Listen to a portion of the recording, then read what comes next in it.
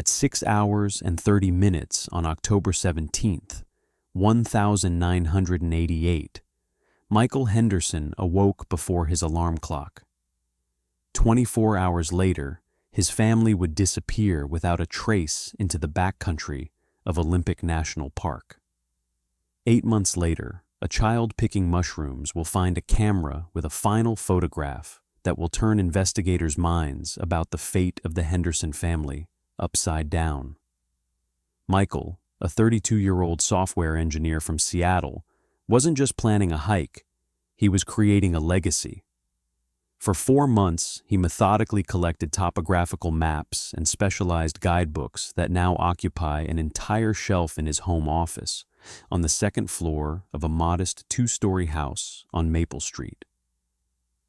Mike was obsessed with this trip, as if he felt it was his last chance to show the kids real wilderness, Janet Henderson, Michael's sister, later recalled, holding her brother's tattered tourist guidebook with numerous notes in the margins. He even took a special extreme survival course at Rainier Mountaineer School last summer. It wasn't like Mike at all. He was always cautious, but he was never obsessed. In his journal, later found by investigators, Michael wrote on September 23rd, "The world is changing. Soon these woods will be filled with tourists and the noise of civilization. I want my children to see the real, pristine America while it is still possible. Something inside tells me this is our last chance." Sarah Henderson, a 30-year-old biology teacher at Roosevelt High School, supported her husband's idea with the enthusiasm of a professional.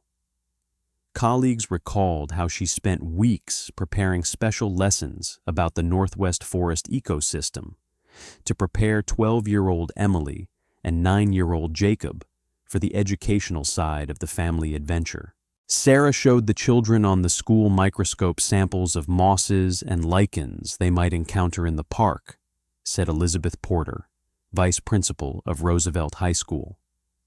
She even organized a virtual field trip for her class with a park ranger via video link. This was the year 1988. Such technology was rare in education. 4 North Face backpacks of various sizes lined the hallway of the Henderson home with carefully packed gear.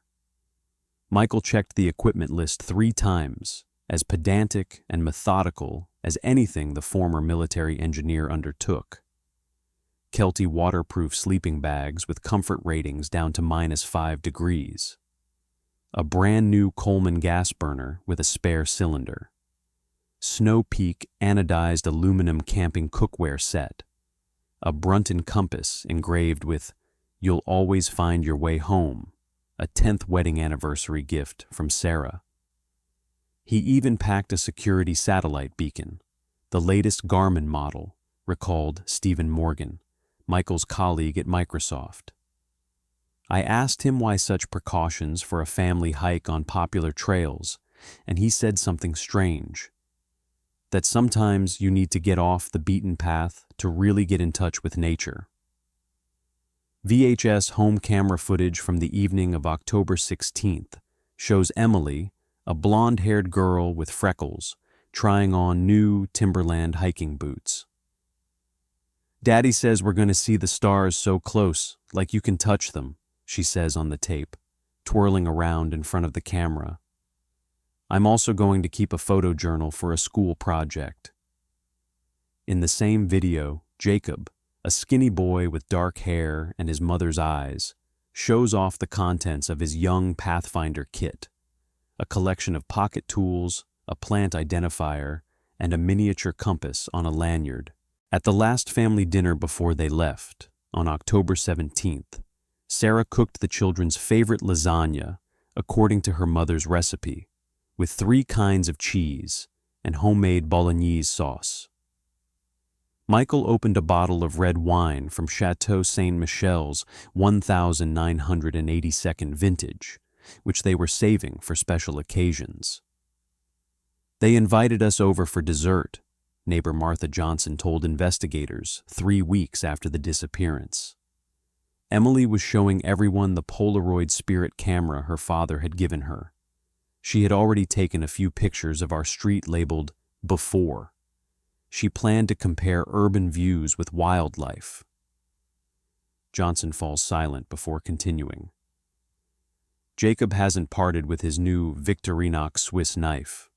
I'm thinking about it now, and it was a perfect evening. Too perfect, you know? It was like they were saying goodbye. From the testimony of another neighbor, Carol Higgins. Around 9 p.m., I went out to walk the dog and saw the whole family in the backyard. They were lying on a blanket and looking at the stars. Michael was showing the kids the constellations with a laser pointer.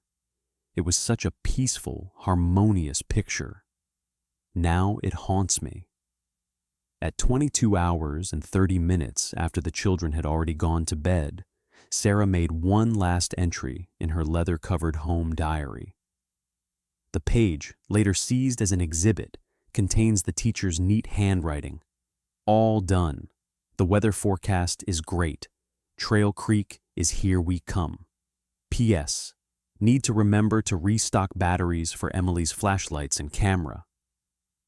On a separate sheet enclosed in the day planner, the family's rough itinerary was sketched out. A 5-day hike along the Seven Lakes Scenic Trail with a detailed plan of parking lots. Next to the third lake, Sarah drew a small star and wrote, "Perfect place to watch the Orionid meteor shower." Security cameras at the Shell gas station at the Seattle exit captured the Henderson's family Volvo station wagon at 4 hours and 52 minutes on the morning of October 18th. Michael is filling up the car. Sarah is buying coffee and hot chocolate for the kids. They look like a normal, happy family going on a road trip. None of them knew that in less than 48 hours, search helicopters would be scanning the impregnable wooded slopes for any trace of their existence. That all that would be left of the happy family would be a ghostly trace, an abandoned tent with sleeping bags and cooled oatmeal on the camp stove. And no one but the killer knew that exactly 8 months later, the Polaroid spirit camera with the last gruesome photo would be the only thread linking the vanished Hendersons to the world of the living. The morning of October 18th, 1988, was clear and cool, the perfect weather to begin a 5-day hike. Park Service weather records show a temperature of 7 degrees Celsius, cloudless skies, and unlimited visibility. None of the rangers on duty could have predicted that on this particular day, 4 people would step into an inexplicable void from which there would be no return. At 7 hours and 15 minutes, the Henderson family's silver Volvo pulled up at the Trail Creek Ranger Station checkpoint. The security camera footage, viewed dozens of times later by investigators, shows an ordinary family preparing for an ordinary hike. Michael adjusting the straps of Jacob's backpack, Sarah checking a map, Emily photographing an information booth with her Polaroid spirit. They didn't stand out in any way among the dozens of hikers going through the checkpoint that day, recalls Thomas Wilson, the ranger on duty, a 40-year veteran of the Park Service. Except they were better trained than most.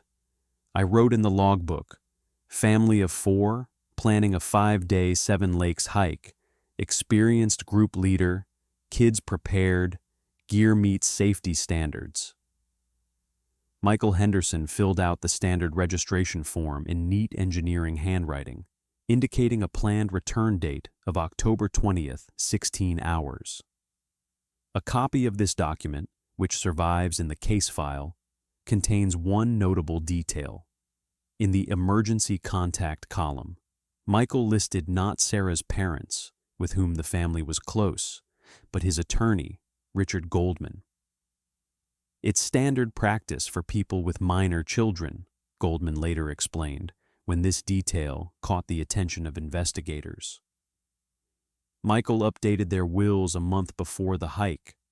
Nothing out of the ordinary, just responsible family man behavior. A Trail Creek surveillance camera recorded the Henderson family beginning their ascent of the main trail at 7 hours and 32 minutes. This is the latest electronic record of their movement. At 10 hours and 15 minutes, the Hendersons encountered a group of biology students from the University of Washington doing a teaching practicum in lichenology. Professor Glenn Davidson recalled, "We exchanged a few words about lichen varieties. Sarah, as a biology teacher, showed professional interest. The children seemed enthusiastic about the adventure. Nothing portended tragedy." At 13 hours and 45 minutes, the last confirmed sighting of the Henderson family occurred. Tourists from Portland, the Collins family, were photographed against the backdrop of Marmot Falls, inadvertently capturing 4 figures climbing the Northeast Trail in the background. An FBI forensic examination using digital magnification confirmed that it was the Hendersons in the photo. Emily, judging by the position of her hands, is photographing the waterfall with her Polaroid. This is the latest confirmed evidence that the family was alive. In the photo, they appear to be normal tourists, Special Agent James Ferguson noted in a report dated November 15th, 1988. No sign of surveillance or presence of unauthorized persons on the trail. This is one of the strangest features of the case. 4 people disappear in broad daylight on a popular hiking trail, and no one sees anything. According to the trail plan, the family was supposed to reach the Third Lake area on the evening of the first day and set up base camp there to observe the Orionida meteor shower. Meteorological records show that the night of October 18th through 19th was exceptionally clear, with above-average star visibility. On October 20th at 16 hours and 30 minutes, when the Hendersons failed to return at the appointed time and check in at the park exit, Ranger Wilson followed standard protocol, first checking the parking lot where the family Volvo remained untouched, then calling the emergency number listed on the registration form. After 2 hours of fruitless waiting, at 18 hours and 45 minutes, he raised the alarm and initiated the search and rescue protocol. "We got the first helicopter up at dawn on October 21st, Brian Murphy, search and rescue coordinator for Olympic National Park, recounted. The optimal strategy in such cases is to first check the registered route. The helicopter located the tent at the Third Lake at 7 hours and 23 minutes in the morning. Alex Ramirez, leader of the ground search team, was the first to reach the Henderson campground. His report, filed that evening, provides a detailed description of the site. The REI half-dome tent was set up technically correct, with the tent stretched with engineering precision. Inside were 4 Kelty sleeping bags, neatly unfolded, with signs of use for at least 1 night. On Coleman's camping stove was a pot of oatmeal, food cooked but untouched. Nearby were 4 hiking mugs with cocoa residue. All personal belongings were in the tent and backpacks, including wallets with money and documents, Sarah's jewelry, and the children's clothes and toys. Of particular interest to investigators was Sarah Henderson's leather-bound diary found in a side pocket of her backpack. The last entry, dated October 19th, 21 hours and 30 minutes, became a key element of the investigation. Strange sounds behind the trees. Mike went to check it out. Kids are nervous. It's probably just a deer, but something is bothering me. For the first time, I wish we were this far from civilization. Expert graphologists confirmed that the handwriting matched Sarah's patterns, but noted increased pressure and some jaggedness in the lines, indicating emotional strain at the time of writing. These are Sarah Henderson's last known words. Washington State Police Detective Robert Myers emphasized to the Seattle Times 2 weeks later. After that tape, nothing. 4 people just vanished into thin air. The most unexplained aspect of the disappearance scene was the complete absence of any sign of leaving the camp. Search dogs, including specially trained bloodhounds from the Seattle Police Department's K-9 unit, were unable to pick up the trail beyond the small clearing where the tent had been set up. "It's as if they went up in the air," commented K-9 handler David Stearns. "The dogs circled a perimeter with a 100-meter radius, but didn't pick up the trail. That only happens when the trail just isn't there." For 3 weeks, more than 150 volunteers and professional rescuers surveyed an area with a 20-mile radius from the last staging area. Thermal imaging cameras, drones, helicopters with infrared cameras, and even an experimental underground sensor system developed by the University of Washington to detect voids were utilized. The result was nil. No signs of a struggle, no bloodstains, not even clear footprints leading in any direction away from the camp. "The feeling was eerie," Alex Ramirez later admitted in an exclusive interview with the Vanished documentary project. "In 23 years of service, I've searched for hundreds of missing hikers. There's always something: a broken branch, a scrap of cloth, a trace of a fall. Here, absolute, impossible nothingness, as if the earth itself had opened up and swallowed them up." On November 12th, 1988, after 3 weeks of fruitless searching, Clallam County Sheriff Jeffrey Hawkins called a press conference to present the official report. The most likely scenario is that the family went on an unscheduled excursion, possibly to get a better view of the meteor shower, got lost in the worsening weather, and fell victim to hypothermia, or a fall from one of the many cliffs in the area, the sheriff read the expert's report.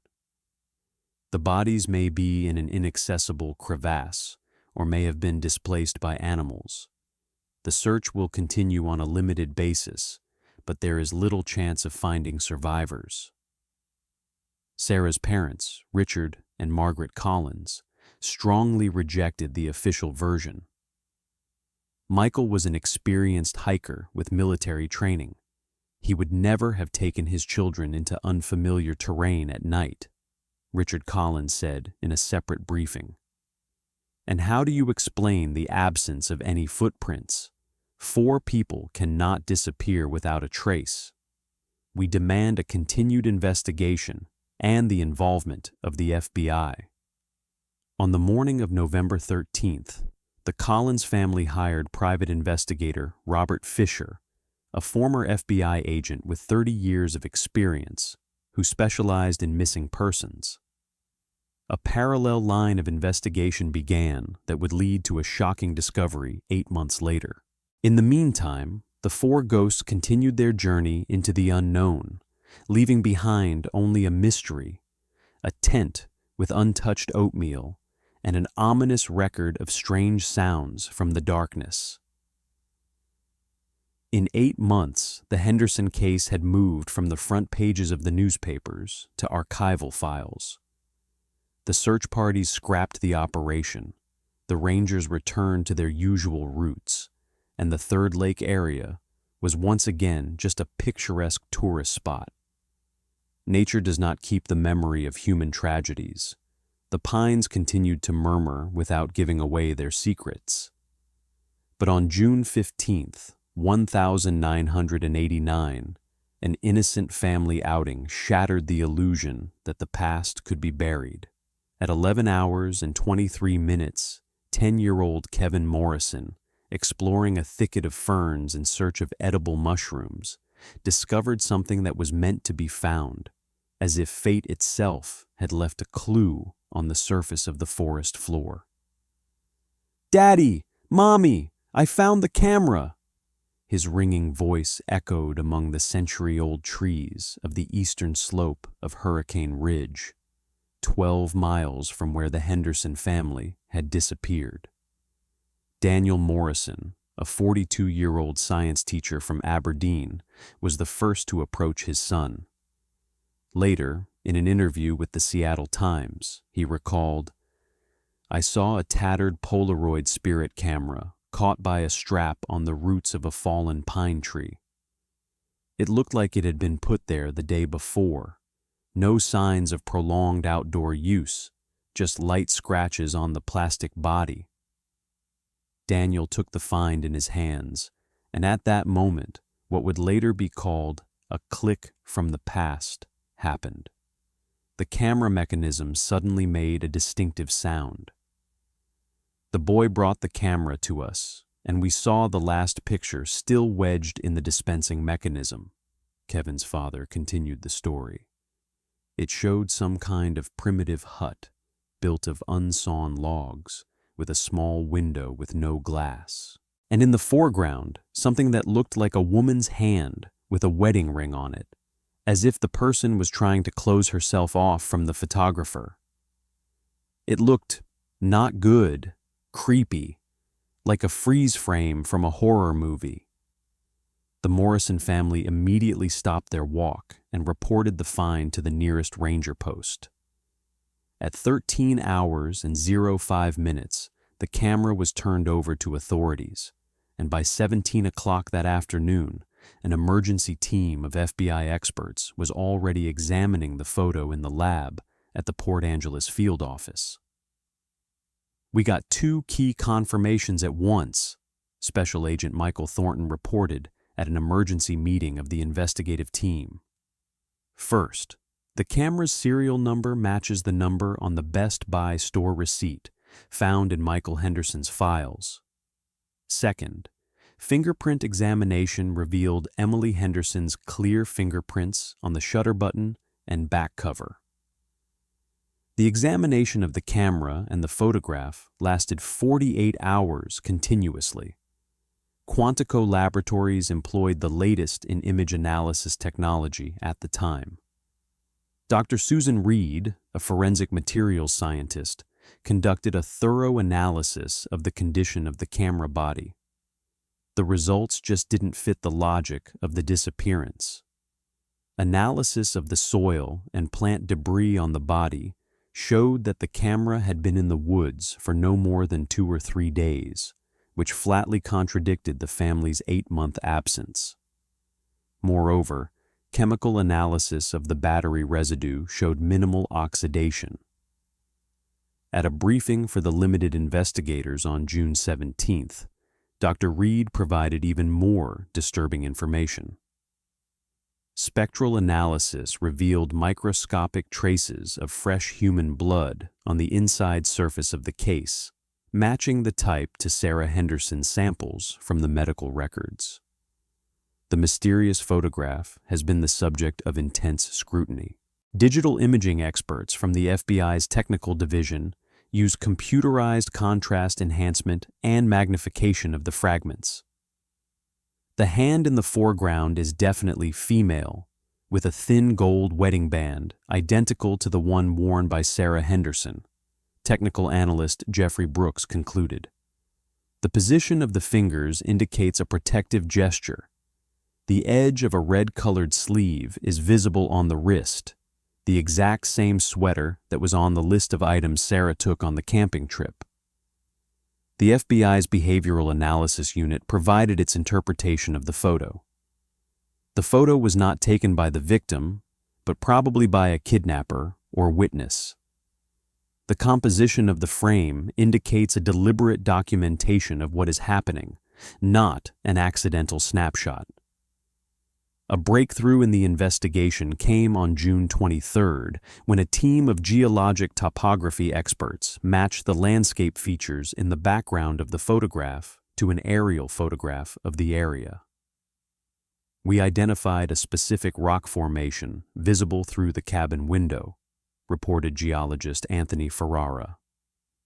"This formation is found in only one location in the park, Elway Valley, about 15 miles northeast of where the Hendersons disappeared." On June 29th, at 15 hours and 50 minutes, a search party of 6 rangers and 4 FBI agents surveying a certain area discovered a camouflaged entrance to an abandoned mine. An artisanal mine from the gold rush days of the late 19th century was skillfully concealed by freshly cut branches of fir trees and a layer of moss. The entrance was camouflaged so professionally that we would have walked right past it if it hadn't been for a service dog, Rex, who reacted to the human scent, Ranger John Peterson recounted. When we pulled back the camouflage, what was revealed was a tunnel about 2 meters high, reinforced with old wooden beams. What awaited the search team inside the mine turned the Henderson case from a mysterious disappearance into a grim crime. "What we found inside will never leave my nightmares," one of the rangers admitted on condition of anonymity to a Washington Post reporter. Michael Henderson's body was lying in a strange pose, almost like a prayer, surrounded by a circle of small white rocks. And on the mine wall, someone had scrawled the words, "Guardian of the forest demands cleanliness." The creepy thing was that the body had been preserved, not just left behind, but prepared as an exhibit. Clallam County Police Chief Richard Morris, at a press conference on June 30th, confirmed the discovery of Michael Henderson's body and announced the opening of a homicide investigation. The search for the rest of the family was resumed with redoubled intensity. The forensic examination, conducted by a team of specialists led by Dr. Raymond Chang at Seattle Medical Center, took 3 days. The results only added to the mystery of the case. Michael Henderson died from multiple stab wounds inflicted by a buck hunting knife with a specific blade curve, Dr. Chang noted in his report. Identification of the knife model was made possible by the characteristic serration marks on the blade edge, leaving microscopic metal particles in the tissue. The microparticles under the victim's fingernails attracted particular attention of the experts. Chemical analysis revealed a rare combination of organophosphates used to treat trees against insect pests and specific copper compounds characteristic of industrial fungicides. Particularly disturbing is the fact that the body was moved into the mine well after death had occurred, Dr. Chang continued. According to the condition of the tissues and specific post-mortem changes, death occurred about a week after the disappearance, that is, around October 26th of last year. However, the body was placed in the mine much later. Judging from the nature of the interaction with the environment, this did not occur until April of this year. This finding raised a disturbing new question for investigators. Where was the body during the 6 months between the murder and placement in the mine? And most importantly, what happened to the rest of the family? FBI Special Agent Deborah Harris, who specializes in profiles of serial criminals, presented the initial findings at a closed-door briefing on July 2nd. "We are dealing with an organized, calculated criminal, likely with extensive knowledge of the woods and terrain. The analysis of the symbolism and ritual elements, the circle of stones, the position of the body, the writing on the wall, points to a person who sees himself as some kind of conservationist and probably considers tourists as desecrators of his territory." A key element in the formation of the profile was the phrase, "The guardian of the forest demands cleanliness." Linguistic analysis showed that the author of the text probably has a higher level of education and specific knowledge of forestry or related disciplines. The perpetrator shows signs of organized thinking with elements of a messianic complex, Harris concluded. He sees himself not as a murderer, but as the fulfillment of a higher mission. And most disturbing of all, the fact that the camera has only now come to light indicates that he is still active and possibly holding on to the remaining family members. The 3rd of July in 1989 began at FBI Operations Headquarters with the usual search planning. On the wall hung an enlarged Polaroid photograph, the only lead to Michael Henderson's body. On a neighboring board were photos of Sarah, Emily, and Jacob, whose fate remained unknown. None of the agents anticipated that within hours, a critical breakthrough in the investigation would occur. At 9 o'clock in the morning, the FBI hotline received a call from a woman who identified herself as Margaret Taylor. A recording of the call, preserved in the Bureau's archives, begins with a nervous, interrupted voice. "I saw the news about finding a body in the park. I think I know who may have been involved in the disappearance of the Henderson family. Edward Baker, a forester fired 3 years ago for odd behavior and conflicts with hikers." Special Agent Karen Mills, who took the call, recalled, "You could sense not just fear in her voice, but some underlying anxiety, as if this information had been weighing on her for months. When a person finally decides to tell what he has been hiding for a long time, there is a special tone of release in his speech." 2 hours later, Margaret Taylor was already giving her formal testimony at the FBI's Seattle field office. The 62-year-old woman with neatly styled gray hair had worked as administrator of Olympic National Park from 1977 to 1987 until she retired. Baker lived as a hermit in the woods after he was laid off, Taylor testified, nervously adjusting her pearl earrings. He built some cabins on park land, and although it was illegal, no one interfered much, too remote, and the Ranger Service didn't have enough men to patrol such areas. In the transcript of the interrogation, which later became a key prosecution document, Taylor quotes Baker as saying, "One day I overheard him telling a young ranger that city people don't deserve the beauty of these woods and should be driven out like pests." His tone. He didn't sound like the usual grumpiness that old rangers sometimes displayed. There was real hatred in his voice. Parallel to Taylor's testimony, another line of inquiry was unfolding. Robert Fisher, a private detective with a military bearing and a discerning eye, hired by Sarah Henderson's parents as early as last November, was methodically working his way through the Park Service archives.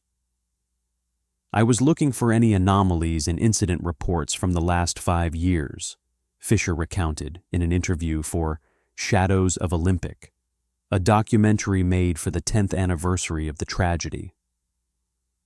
"And in the incident folder for the year 1985, I found a report from Ranger David Connors reporting that Chief Forest Ranger Edward Baker had been seen following families with children and recording their movements in a leather-bound notebook. The report, which at first glance did not elicit a proper management response in 1985, contained a disturbing note. The subject has a special interest in families where the parents are actively teaching their children about nature. On one occasion, he spent over 3 hours engaged in such observation, remaining undetected by the subjects. On the 4th of July, Independence Day, when most Americans were vacationing with their families, Fisher and a special team of FBI agents immersed themselves in analyzing Edward Baker's personnel file seized from National Park Service records. This was a classic case of gradual personality transformation, explained Dr. Elizabeth Hopkins, an FBI psychologist specializing in behavioral analysis. Personnel evaluations, medical records, and job descriptions showed how a stable, respected employee gradually transformed into something else. An analysis of personnel records revealed the following picture. Edward Baker, a 47-year-old veteran of the Vietnam War, where he served in an intelligence unit, had worked at the park since 1979. In his first 5 years, he was described as exceptionally competent, knows the area like the back of his hand, and is dedicated to conservation. Baker won 3 awards for rescuing stranded hikers and developed an environmental monitoring system that the park used for nearly a decade. The turning point occurred in February of 1984. An excerpt from the park's incident log indicates Senior Ranger E. Baker spent 14 days in isolation at the Blue Mountain Monitoring Station due to an unforeseen snowstorm. Communications were non-existent, and the rescue operation was complicated by extremely unfavorable weather conditions. Immediately after the incident, colleagues began noticing changes in his behavior. Judith Morris, Baker's former direct supervisor, testified in detail to the investigation team. He became withdrawn, avoided group activities, sat alone for hours studying old maps of the park and making notes. In his last reports, Baker wrote increasingly incoherently, often referring to the voice of the forest and the need to protect sacred sites from desecrators.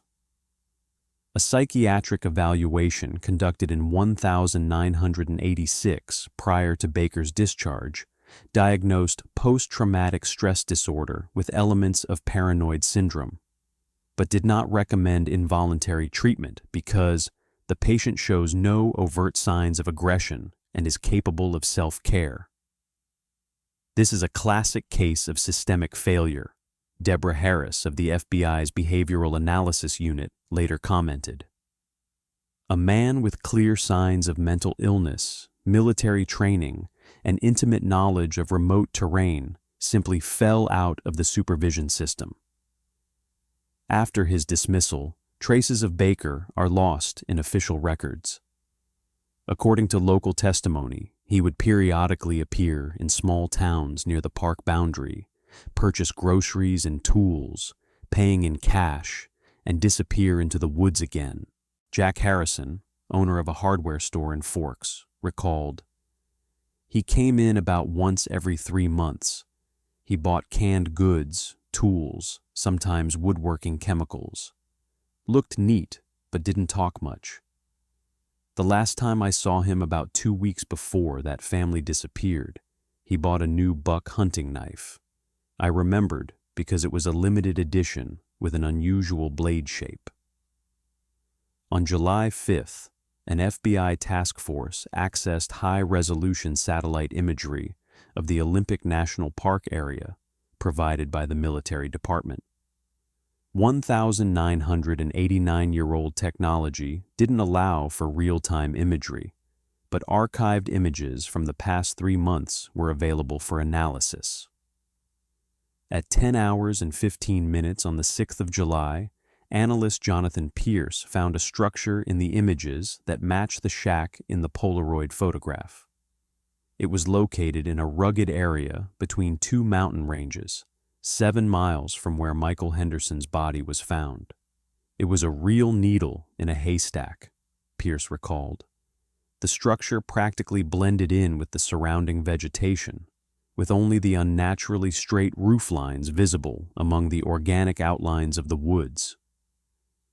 Infiltrating the neighborhood required careful preparation. A team of 4 specially trained agents was flown by Black Hawk helicopter to a nearby ridge on the morning of the 7th of July, from where they made the grueling hours-long trek to the surveillance point. From a distance of about 500 meters, the agents set up long-range cameras with infrared sensors capable of detecting motion and heat radiation. The surveillance report written by Agent Carlos Garcia contains shocking details. At 18 hours and 20 minutes on the 7th of July, the object of observation, a man matching Edward Baker's description, emerged from the cabin. He was tall, thin, with a long gray beard and a military bearing. He spent about 40 minutes performing ritualistic acts around several trees on which items resembling personal effects were hung. Magnification and digital imaging conducted in the field lab confirmed the worst fears. We identified among the hanging items an orange North Face backpack identical to the one Jacob Henderson had, and Bushnell binoculars listed as Michael's gear, Agent Garcia said in a July 8th report. The surveillance team recorded the most disturbing detail at dawn on July 9th. Baker carried 3 items out of the cabin and carefully laid out on a makeshift wooden table: a pine bark deer figurine, a toy Sarah Henderson had made for her son, according to her mother's testimony, a woman's comb with strands of dark hair, and a child's red sweater. "It was like some kind of creepy altar," commented Agent Timothy Blake, a second observer.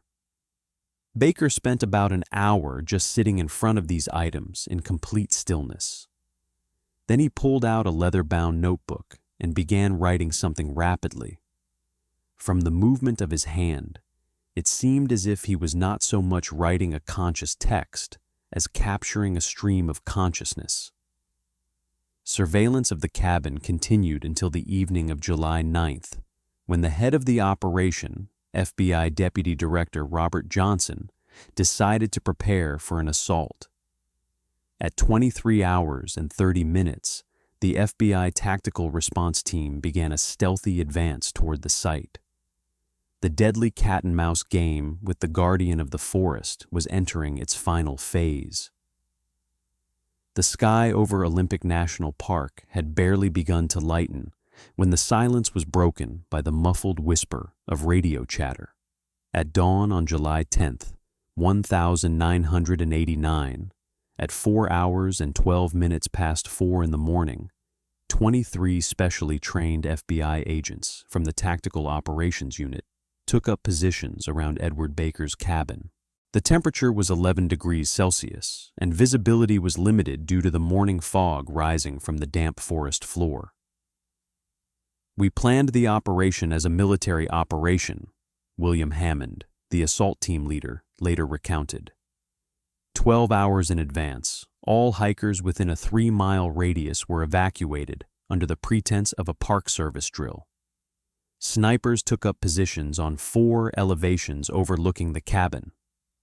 The capture team split into 3 squads from different directions of approach.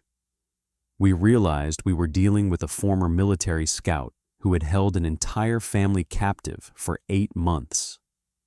At 5 hours and 36 minutes, the first ray of sunlight touched the roof of a primitive dwelling made of unsheathed logs and covered with branches for camouflage. At that moment, Special Agent Richard Dawson, trained as a negotiator, turned on the loudspeaker. "Edward Baker, this is the Federal Bureau of Investigation. The cabin is surrounded. Come out with your hands up, no weapons." There was a heavy silence, broken only by the rustling of the morning wind in the crowns of the ancient fir trees. 8 minutes later, Dawson repeated the demand. There was still no response. "We had thermal imaging cameras confirming there was one man inside," Agent Thomas Green recalled in an interview with PBS a decade later. "We knew he was awake.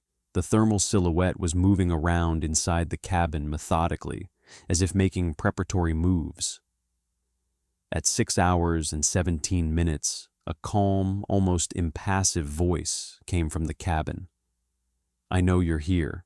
Les warned me as early as yesterday. Give me 20 minutes to complete the ritual of farewell. I will leave without resistance."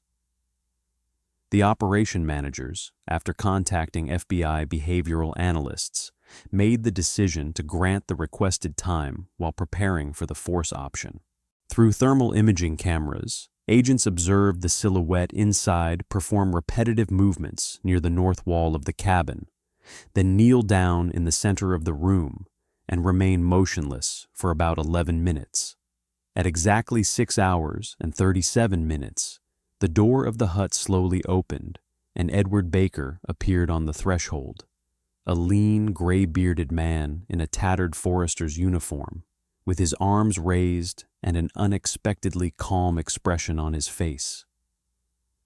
"I am completing my mission," he pronounced, addressing not so much the agents surrounding him as the surrounding forest.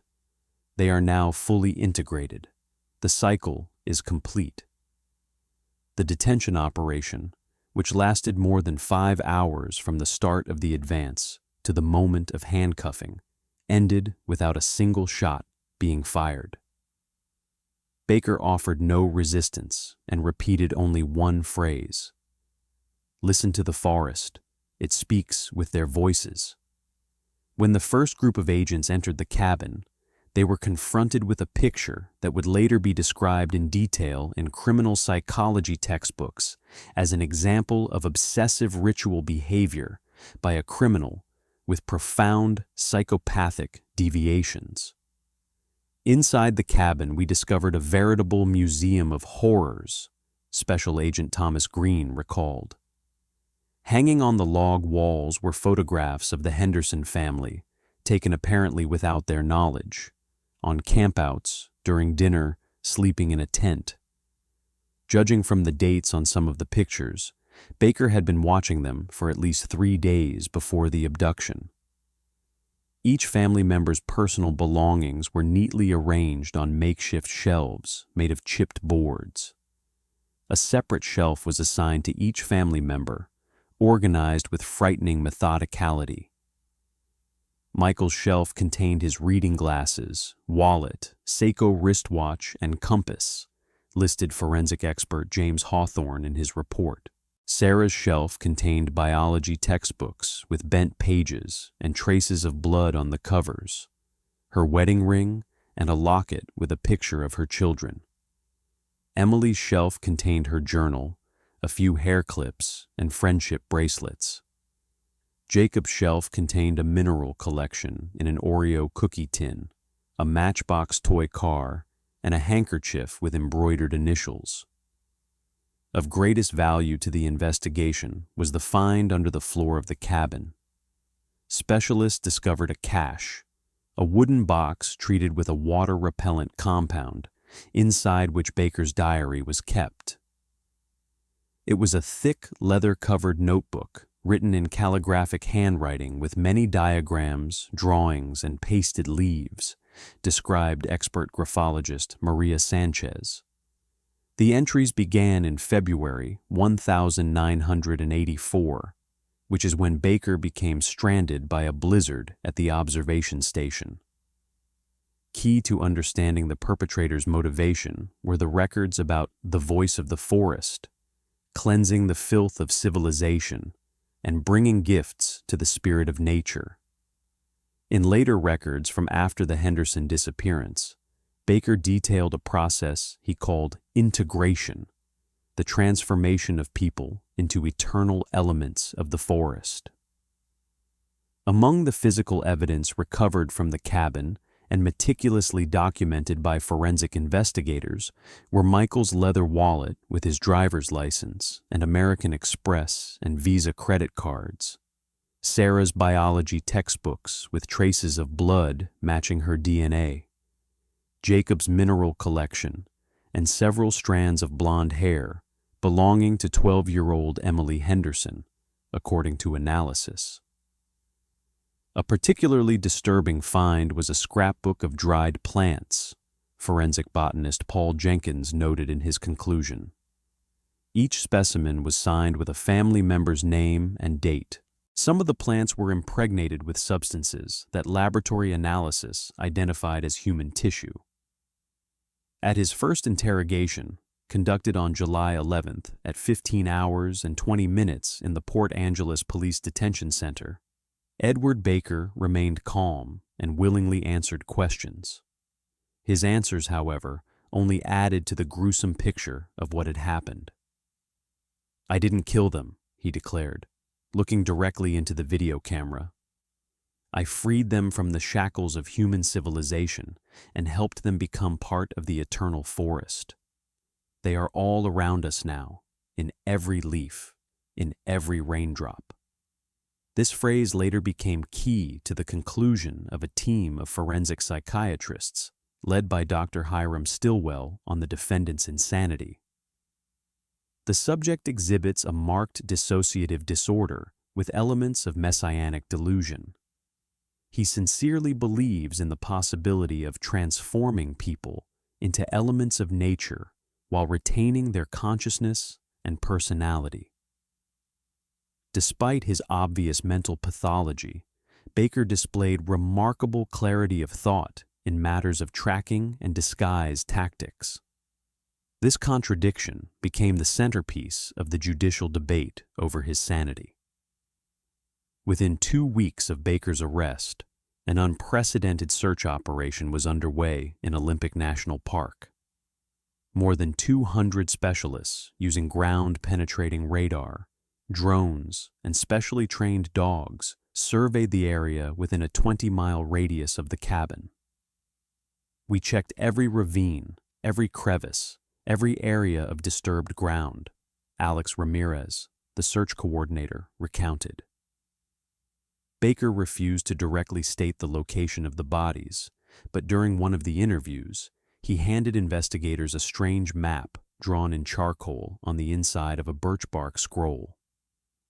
This map, which combined topographical elements and symbolic drawings, was the last hope of locating the remains of Sarah, Emily, and Jacob. However, attempts to interpret it were unsuccessful. The main problem was that some landmarks on the map seemed to move between checks, explained geologist Patrick O'Neill.